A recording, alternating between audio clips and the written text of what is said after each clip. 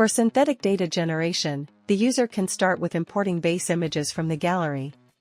Click on the Import Data button, then select the GenAI tab. Select the Import Base Images for GenAI option.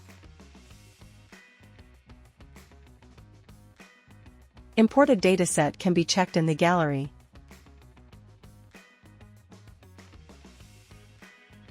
The user should use the annotation tool to mark the areas where they want to add defects. Also, non-defective areas can be annotated if needed. Once annotation is complete, navigate to the GenAI page.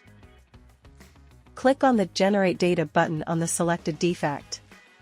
Choose a GenAI-based dataset. Enter a name for the new dataset. Specify the number of defective images for data generation. Use Color checkbox allows users to apply the defect's original color to the surface. If it is not selected, the defect will appear as black and white. After synchronizing the dataset, click on the Generate button.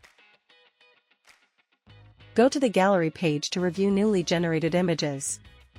These synthetic images can be used for training. Own your AI with ReliVision.